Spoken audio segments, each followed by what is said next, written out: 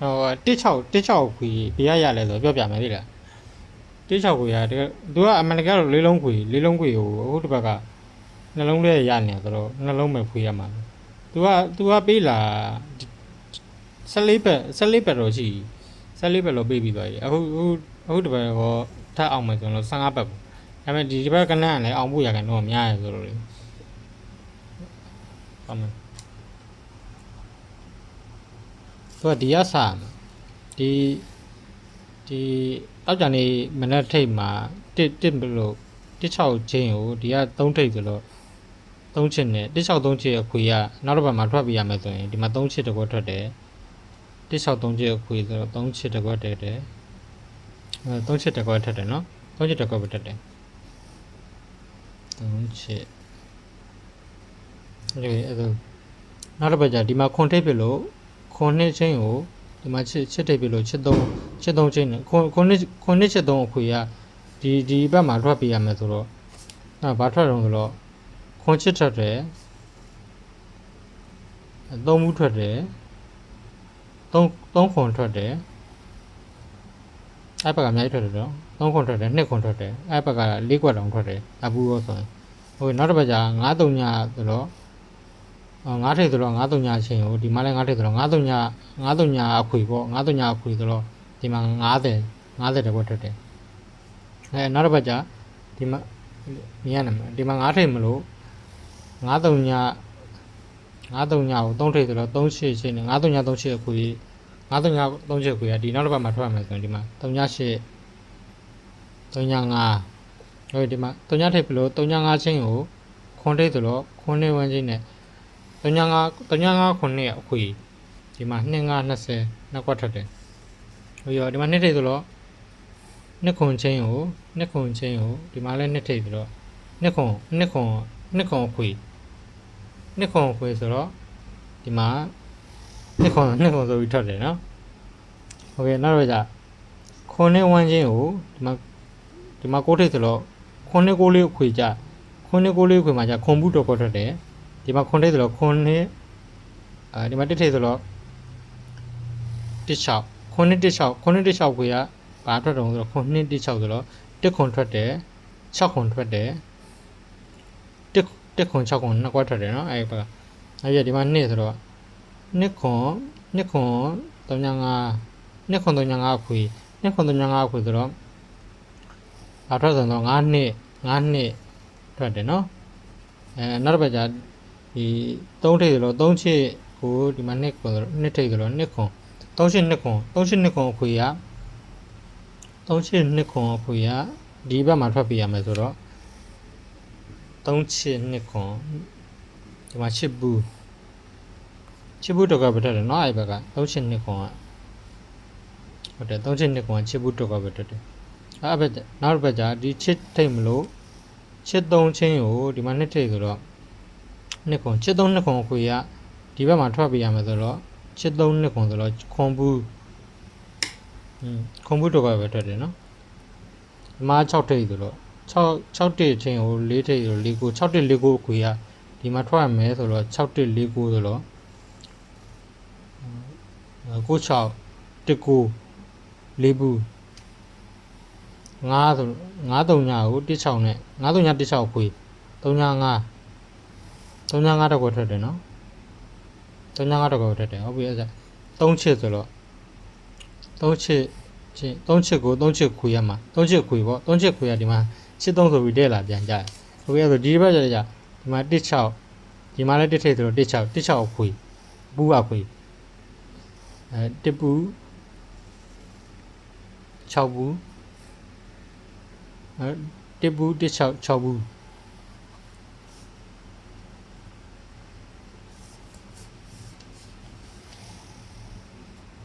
အဲ့တော့ဒီတော့ဒီကလင်ဒါကြီးတစ်ခုလုံးမှာနော်တစ်ပတ်ဒီကလင်ဒါတစ်ခုလုံးမှာနော်ပထမ2ရက်ပထမစဖွင့်နေပထမ2ရက်အတွင်းမှာပထမလာတနင်္လာနဲ့အင်္ဂါအတွင်းမှာနော်ပထမ2ရက်အတွင်းမှာ3ချင်5ကီးရအမြဲတည်းရသေးလား3ချင်5ကီး 3.5ပြည့်ရမြဲတည်ဒီမှာစစ်ကြည့်မယ်ဟိုတနင်္လာနဲ့အင်္ဂါမှာ3.5အမြဲတည်ရတော့ဒီမှာချစ်ဒီမှာ9နောက်တစ်ပတ်ကြာလဲဒီမှာ3ဒီမှာ3ဒီမှာ9နောက်တစ်ပတ်ကြာ3.5ဒီမှာမထိတော့ဘူးเนาะ3.5မထိတော့ဘူးဒီမှာပြတ်သွားတယ်ဒီမှာကျ3.5ပြန်ထိရဒီမှာလည်းထိရဒီမှာလည်းထိရဒါဟိုပြတ်ထားတယ်လို့ဒီပင်လောက်ပဲဒီနားတပင်လောက်ပဲပါတယ်ကျန်တဲ့ဟာအကုန်ထိရဒီတစ်နှစ်တော့တွင်မှာနော်နောက်ရ3.5ပြီးတော့ဒီ3.5နဲ့ဒီပထမ2ရက်တွင်မှာဟို646ပြီးတခုရလဲအမြဲထိရ646ကဒီပင်တော့မထိဘူးဒီပင်မထိဘူးရက်စာထိရ646အမြဲထိရနော်ဒီပြက်ပင်မရှိဘူးအဲကလင်နာအဆုံးထိဟုတ်ပြီဒီမှာဟိုသာပတ်20ကျော်တော့ရှိရအောင်းထားလိုက်ခွေတစ်ခွေရှိရသူကကြာဘာအတွက်နီးမှာမဟုတ်ဘူးဒီတိုင်း6တော့ဒီမှာနှစ်ကြာတာပဲညနေနောက်ပိုင်းမှာနှစ်ထိပ်ဖြစ်လို့နှစ်ကိုအလုံးချော့ပြီးသွား၄လုံးထိနှစ်ကိုချော့တော့တစ်ကိုထပ်ချော်တော့3ညကိုထပ်ချော်တော့9နှစ်3ည9အခွေဒီဘက်မှာထွက်မယ်နှစ်3ည9အခွေဒီဘက်မှာအဲ့ရင်တစ်ဘက်ကသွားကြည့်လိုက်ရင်တစ်ဘက်က9ထိပ်9နောက်ပိတ်ဆိုတော့9ကိုတစ်လုံးချော်9 6ဟမ်9 4 3နှစ်9 4 3နှစ်အခွေဒီမှာတင်းတာနေအင်္ဂါနေ့မှာစောစီနှစ်3ဆိုပြီးတက်သွားအဲ့ရင်ဘက်ကလည်း6ဆိုလို့6543ခွေ6543ခွေပါထွက်တော့ဆိုတော့6543နော်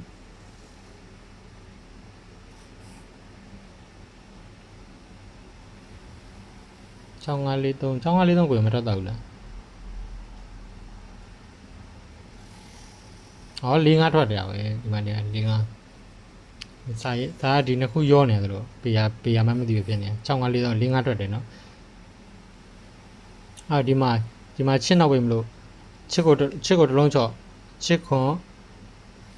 65ခွေဒီဘက်မှာထွက်မယ်ခွန်8ခွန်6ချစ်6ခွန်8ထွက်တယ်နော်โอเคအဲ့ထက်ကဘက်ကလည်းဒီမှာကိုတစ်လုံးချော့6ချစ်ခွန်6ခွေဒီဘက်မှာထွက်တယ်68ကျော်ကထွက်တယ်ဒီမှာ68အဲ့လိုယူသွား22ဘက်လောက်တော့ရှိရဲ့ဒီဘက်အတွက်ဆိုရင်နှစ်3ည9မရေးလိုက်မယ်နော်20မှ24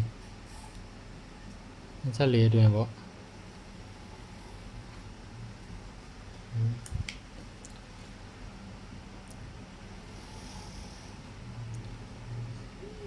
စာတိုးမွေးခွေ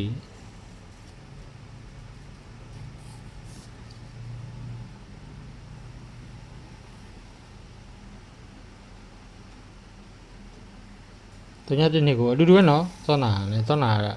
ဒါကကျွန်တော်ခဏအောင်ကြီးစင်ငယ်လည်းပဲရေးတယ်လို့တညနှစ်တစ်ကိုခွေရအပူပါပါတယ်ဒါပေမဲ့သူကဗဒီတာထွက်တာများပါတယ်နောက်ပြီးကြစောနာအခွေနှလုံးက16ခွေအဲ့ရဒီမှာက break ကြတယ်လို့ယူရတာသူကတောင်းဖြတ်6နဲ့3ညနဲ့ပေါ့နော်6တစ် break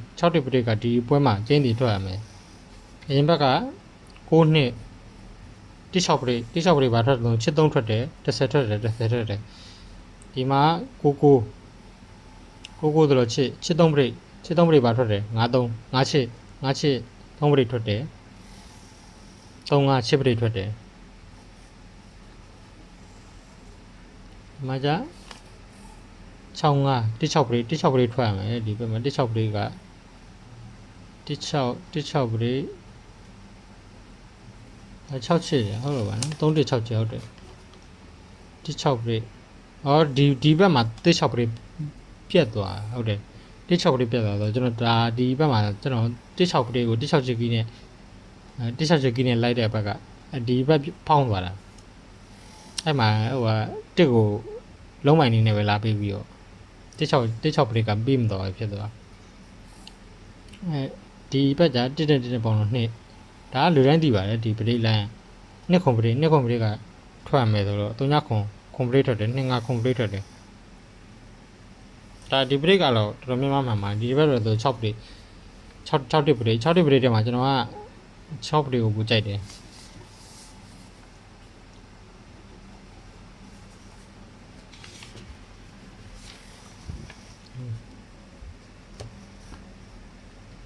ဟိုနေတိုင်းတော့ကမနက်တီးတန်အတွက်ကျွန်တော်ပြမယ်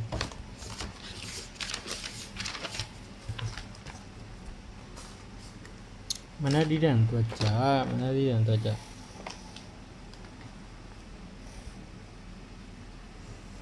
ခဏလိုက်တော့ခဏနေပြန်ရေးရမှာ3ည4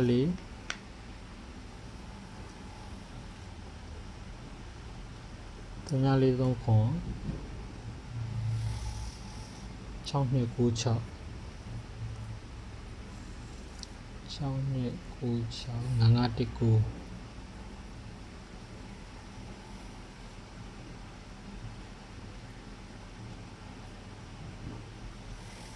ဒီကောင်ကလည်းအဲ့မနက်တိုင်းကြီးရလို့ပုံမှန်တော့ပြီးနေရပဲ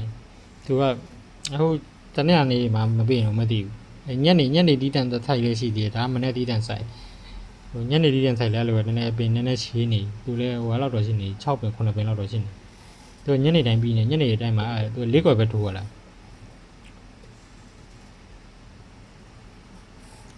5 6 2 6 4 5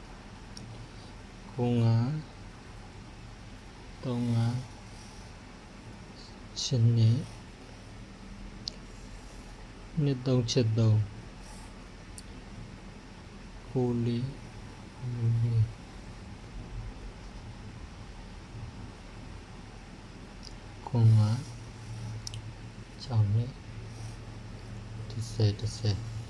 โอเคမနက်တီးတန်တော့ကြာဒီ3ညရယ်ဒီ4ရယ်ဒီနှလုံးပေါင်းဒီနှလုံးရယ်ဒီ9ရယ်လှမ်းပေါင်းအဲ့3လုံးပေါင်းခြင်းက3ည4ပေါင်းတော့4နဲ့9နဲ့ပေါင်းတော့9ရဲ့ပါဝါ4 9ရဲ့နှက်က6 9 4 6ကကီးနော်9 4 6ကီးအဲ့ဒါပဲကြာနောက်တနေ့ကျ6က2ကပေါင်းတော့8နဲ့ဒီ9နဲ့ပေါင်းခွန်နဲ့3ညခွန်ပါဝါနှက်ခတ်ခွာနော်ခွန်နဲ့3ညကီးโอเคအဲ့နောက်တစ်ပတ်ကျဒီ9ရယ်နှလုံးပေါင်းတော့3ညကိုဒီ9နဲ့ပေါင်းတော့9 3ည3ကီးအဲ့မှာဘာထွက်သုံးတော့9ချစ်ထွက်တယ်โอเคနောက်တစ်ပတ်ကျနောက်တည့်ရက်ကျ2နဲ့9နဲ့ပေါင်းတော့1နဲ့8နဲ့ပေါင်းတော့9 4 4 6 ကီးမှာဘာထွက်တော့4 5โอเคနောက်တည့်ရက်ကျ3ညနဲ့9နဲ့ပေါင်းတော့9နဲ့9နဲ့ပေါင်းတော့3ည5ခုကီး3ည5ခုမှာဘာထွက်တော့3 5ထွက်တယ်နော်โอเค9နဲ့8နဲ့ပေါင်းတော့3နဲ့9နဲ့ပေါင်းတော့8 3တစ်ကီး3ကီးမှာဘာထွက်တော့2 3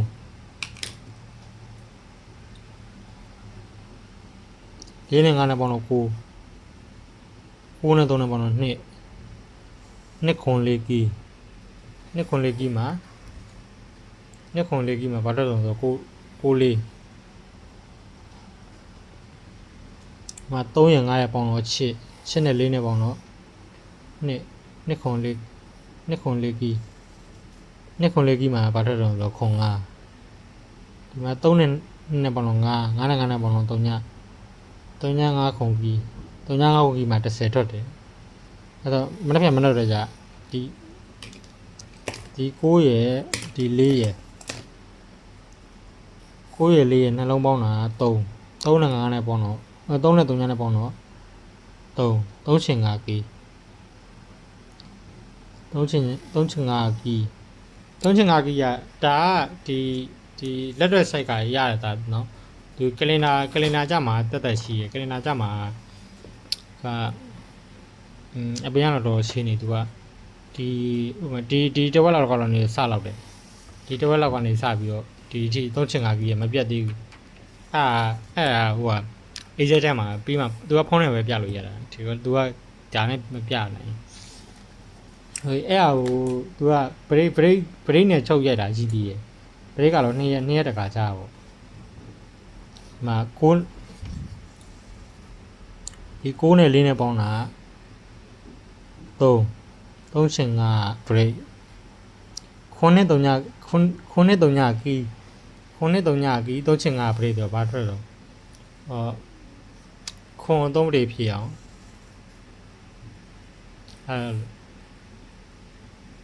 ဒီမှာ3ကို5 break ဖြစ်အောင်3.5ဆိုပြီး5 break 3.5ထွက်သွားရနော်သူကြဇက်တိုက်ယူလို့မရဘူးတပင်ကြောယူရလားဒီမှာじゃတပင်ကျော်တော့2ခွန်ဆိုတော့646ကီကို646 break 646ကီ646 break အဲ့မှာ45 9 break ထွက်တယ်နောက်တပင်ကျော်လိုက်တော့8385နဲ့ပေါင်းတော့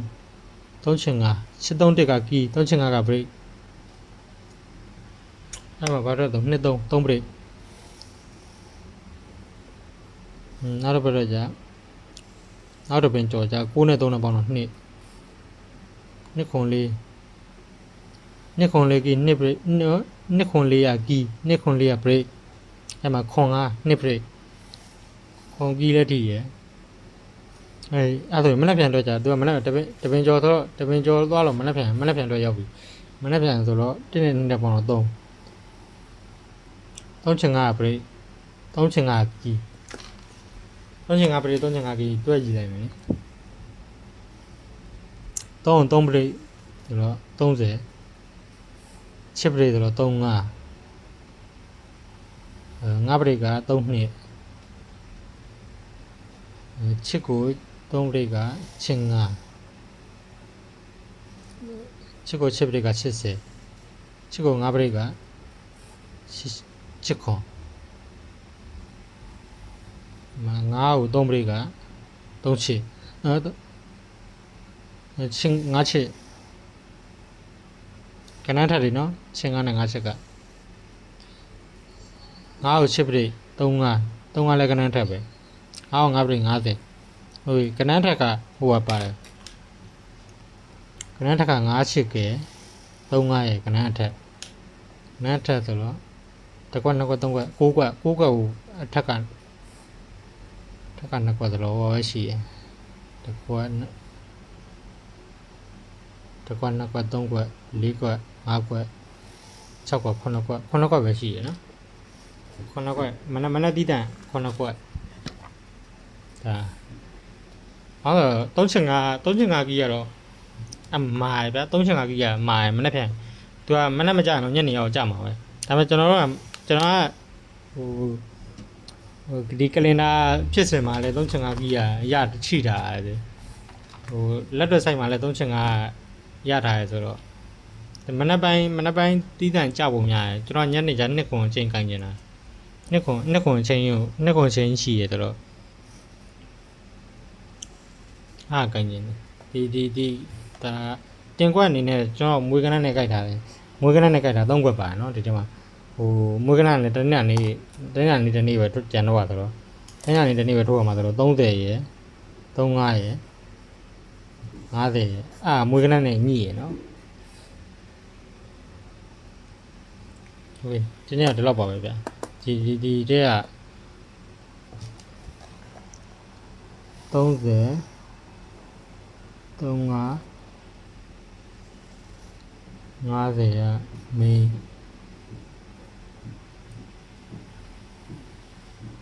3နှစ်ရှင်က80 8ခွန်2မိန်းဒါပေမဲ့ဟိုဟာတခုတော့ရှိရသေးလားဒီချစ်ခွန်တစ်ကွက်ဟို နှစ်ခွန်ဝမ်းချင်းနဲ့ပြီးသွားမယ်ဆိုရင်ချစ်ခွန်နဲ့3နှစ်လောက်ကြောက်ရလဲနည်းနည်းချစ်ခွန်3နှစ်ကနည်းနည်းကြောက်ရလဲအဲကနန်းနှစ်ခွက်ကဒါကကျွန်တော် main တင်နေဆိုတာကျွန်တော်မွေးကနန်းနဲ့ကြိုက်လို့တင်တာဟိုကျွန်တော်နေကုန်ဝမ်းချင်းနဲ့နေကုန်ကီးနဲ့တွဲသွားပြီးတော့မနက်ကီးနဲ့တွဲသွားပြီးတော့3နှစ်ဖြစ်ချစ်ခွန်ဖြစ်ထွက်သွားမှကြောက်ရလား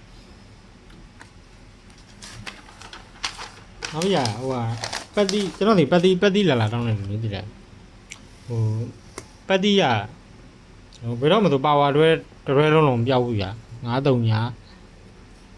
1-63-5 1-6နှစ်ခွန်3-8လေကူဘယ်တော့မှဆိုပတ်တိရဥမာထားပါအောင်ကျွန်တော်ကဒီဘက်ဆိုရင်ပတ်တိကိုအင်္ဂါလာကာအတွင်းမှာဒီ3ချက်ကိုခေါ်ထားတာ3ချက်ခေါ်ထားပတ်တိရဘယ်တော့မှတလုံးလေးပတ်လို့အဆင်မပြေဘူးဒီလားဥမာကိုကထားပါချစ်ကိုပတ်ပဲချစ်ကိုစားတော့နဲ့ပတ်မယ်ဆိုရင်3နဲ့ပတ်သက်တဲ့ခဏ9ဘွက်ကရန်ကိုရမ်းမရမှာဟို3ဆက်မပတ်နိုင်တော့နော်ဟို3နှစ်3ခွန်3လေး3ကိုအဲ့ကနလေးကိုကရန်ကိုရမ်းမှာဟို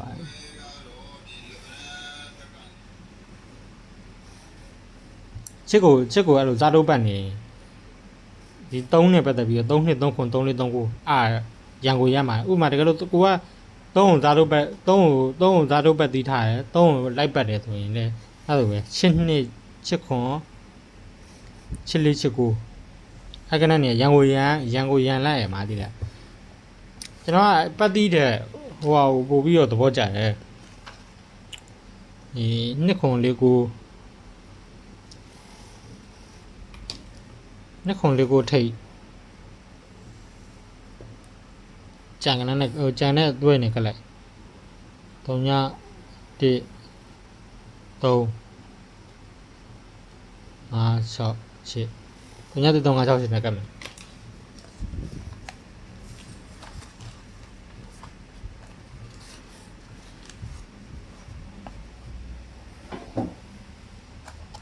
ကျွန်တော်ဟိုသူဒီမှာဟိုတနင်္လာရယ်လာကာဟိုအဲ့3ရက်အတွင်းမှာနှစ်ခွန်လေးကိုကထိတ်တကြိမ်ပေးတယ်နောက်ပြီးဟူတေးကြမှာအဲ့နှစ်ခွန်လေးကနောက်တစ်ခါထပ်ပြန်ပြီးရယ်နှစ်ခွန်လေးကိုပေါ့နော်နှစ်ခွန်လေးကိုကထိတ်ပြန်ပြီးအဲ့တော့ကျွန်တော်ကပတ်တိတစ်လုံးပတ်မယ်ဆိုရင်ပတ်တိတကယ်လို့ပတ်တိတစ်လုံးပတ်ရင်ဘယ်နှကွက်လဲ19ကွက်လားအဘူးတစ်ကွက်ပါဆိုတော့19ကွက်နော်19ကွက်ကပတ်တိကတစ်လုံးနဲ့ပတ်တာ risk များရယ်နော်ဟိုဒီနှစ်ခွန်လေးကိုထိတ်ထားမယ်ဟိုထားပါနှစ်ခွန်လေးကိုထိတ်တယ်လိုက်ပြီ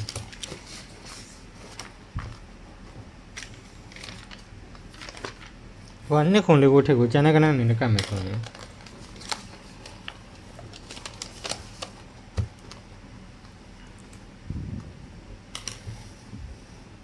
ဒါကပုံမှန်ဆင့်ပင်နေတဲ့ဟိုအတွက်ပဲနှစ်ခွန်လေးကိုထိတ်ကျန်တဲ့ကနန်းကတ်ဟို2 3 20နှစ်1နှစ်3နှစ်5နှစ်6စာဝတ်ဒီတိုင်းရေးလို့သင်ကြည့်ဒီတိုင်းရေးမယ်နှစ်ခွန်လေးကို3ည1 3 5 6 8 3ည1 3 5 6 8ကတ်တာဒီဆောင်းလာကျွန်တော်ပြောထားတဲ့ဟိုတနင်္လာရင်အင်္ဂါပို့တုံးမှာနှစ်ခွန်လေးကိုကထိတ်တစ်ချိန်ပြန်ပေးရနှစ်ခွန်လေးကိုကထိတ်ပေးရတစ်ချိန်ကသူကကလင်ဒါဖြစ်စင်မှာလဲဟူးဘိုးတို့အတွင်းပေါ့နော်နှစ်ခွန်လေးကိုတခုကထိတ်ပေးသူကမပေးနောက်ဆုံးမပေးတော့ဘူးဆိုတော့ဘော်ဒုံးနေမှာဘော်ဒုံးနေအဆုံးထိပြင်ဘော်ဒုံးနေထိပေး အဲ့ဒါလုံးဝသိချရတယ်သူကငွေတန်းပေါ်မှာဗျာဘောတိုအတွင်းမှာငွေသွားမှာပေါ့ပတ်ကြီးကကိုယ်ဇာတိုတစ်လုံးပတ်တယ်ဆိုရင်ထိုးသားတယောက်ကဒီဘောတိုအတွင်းမှာဟိုတခါမပေါက်တိုင်းကျန်တဲ့ကျင်ကတိုင်သားဖို့များကျန်တဲ့ဟိုကြာတာပရင်းနဲ့တောက်ကြမှာတိုင်စားဖို့ရကန်လို့မရတယ်အဲ့တော့ကျွန်တော်ကနှစ်ထိတ်တင်တဲ့တွေ့ထုတ်လိုက်မယ်20နှစ်1နှစ်3နှစ်5နှစ်6နှစ်8ဒီနှစ်3 4 5 6ကွက်ဟိုခွန်းနဲ့လည်းအဲ့လိုပဲ80ခွန်း1ခွန်း3ခွန်း5ခွန်း6ခွန်း8 4နဲ့40 41 43 45 46 48 90 91 93 95 96 97ဒီသားအားရမလို့နော်ဒဲ24ကွက်ဒဲ24ကွက်ကောင်းလုံးအားရမလို့သူကကလင်နာမှာလည်းကြည့်လို့ရတယ်ဗျာဒီကလင်နာအစအနေနဲ့ကြည့်လိုက်နှစ်ခွန်လေးကိုထိတ်နော်ဒါတော့အားရမလို့နော်ဒီမှာခွန်ချစ်ဘောလုံးအတွင်းမှာခွန်ချစ်ထွက်တယ်နော်80ခွန်ချစ်ထွက်တယ်နော်နှစ်ခွန်လေးကိုထိတ်နေဒီမှာလည်းလိုပဲနှစ်5နှစ်3 20ဘောလုံးအတွင်းမှာထွက်တယ်နော်ဒီမှာခွန်လေးကို6နှစ်3နှစ်ခွန်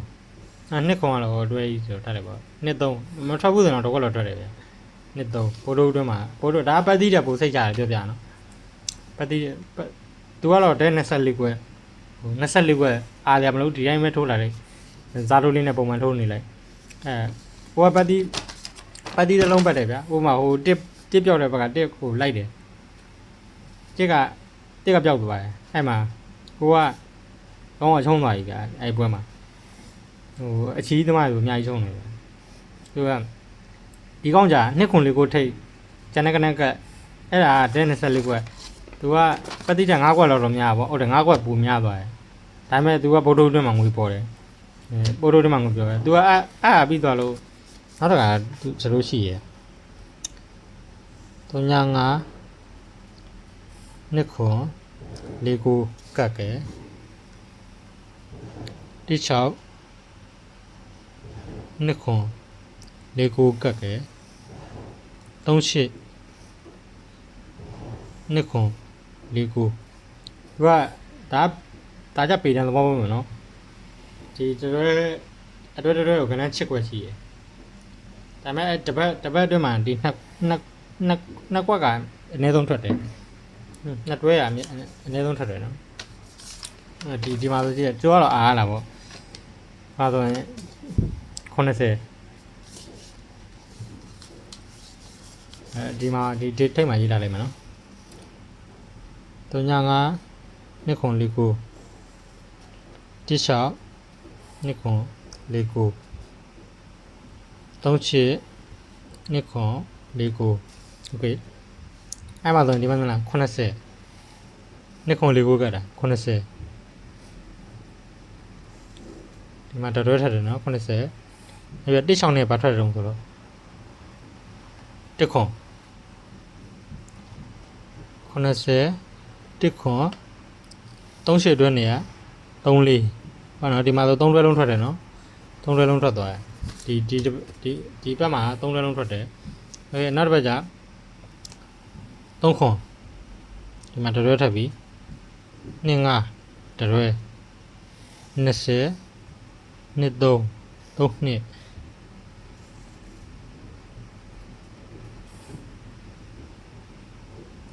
နော်ထွက်တယ်နော်အဲ့သူကဟိုလုံးမထွက်ဘူးဆိုရင်တော့ဟိုတကွက်ကတကွဲရတော့သိချာဗျာတကွဲရတော့ ကိုကဘယ်လိုအရင်စလိုက်မလဲဆိုတော့ဒီမှာဒီကောင်အရင်စလိုက်တယ်ဒဲ24ကွာ तू ကဘိုးတို့အတွင်းမှာလုံးဝသိချတယ်ဒီဒဲ24ကွာက तू ဘိုးတို့အတွင်းမှာလုံးဝသိချတယ်ဗျာဘိုးတို့အတွင်းမှာ तू ကဒီကလင်ဒါရဲ့ဖြစ်စဉ်မှာလဲဟိုဘိုးတို့အတွင်းမှာထိတ်အဲ့နှစ်ခွန်လေးကိုထိတ်ကဒီချင်းပုံမှန်စစ်နေဟိုကိုကကျန်တဲ့အတွင်းနဲ့ကတ်လိုက်အောင်မယ်အဲ့လိုမလုပ်ချင်ဘူးကိုက wait UV လုပ်ချင်တယ်ဆိုရင်ဒီနှစ်ခွန်လေးကိုတည်းကနေကိုကရွေးလိုက်တော့ရွေးလိုက်ကနန်းနေချိန်ပေါ့နော် तू ကထိတ်တွေပိတ်တွေရောမသိဘူး तू ကတော့အားမှာဥမာကိုကနှစ်ခွန်အတွက်နှစ်ခွန်ကိုကြိုက်တယ်ဆိုနှစ်ခွန်ကျန်တဲ့ကနန်းဆို၄ဘုံပေါက်နော်ကျန်ဒီတွဲနဲ့ပဲပြန်ကတ်ထိုးလိုက်အဲ့ရလဲပတ်တိတဲ့ဘိုးစိတ်ချတယ်သူကကနန်းကွက်နည်းနည်းတော့များတယ်ငါးကွက်ပူများတယ်ဒါပေမဲ့လုံးဝစိတ်ချသူကဘိုးတို့အတွင်းမှာလုံးဝကိုထွက်တယ်ပဲဟိုပတ်တိကျွန်တော်ဒီပတ်တိလာတောင်းလို့အဲ့ပတ်တိတဲ့သူကပူကောင်းတယ်ဆိုပြောပြပိုစိတ်ချတယ်ဗျာကလင်ဒါဒီကဖူးလုံးကြီးအောင်ဒီဒါဆိုရင်ဟိုက2000ဟိုလောက်တော့ရှိရဗျာတစ်နှစ်စာလောက်တော့ရှိရဗျာဒီကလင်ဒါတစ်ခုလုံးမှာမပြတ်တာဗျာအဲဒါပူပြီးတော့ပတ်တိတဲ့ပိုစိတ်ချတယ်ပတ်တိသမားတွေပဲပြောပြပါဒီမှာသူဒီမှာသိရမလားဟိုဘောတို့အတွင်းမှာထွက်မထိုင်အဲသူကကျန်တဲ့နှစ်ရက်မှာချုံးပေါ်ရကန်လို့များတယ်ဟိုပေါချုံးဖြစ်တာဘာလို့ဆိုတော့နေ့တိုက်တွေအရန်ကစားလို့ပေါချုံးဖြစ်တာကျွန်တော်ဆိုပြောတယ်ဟိုကျွန်တော်ဒီမှာအခွေလိုက်နေတဲ့လူဆိုဟိုဟာ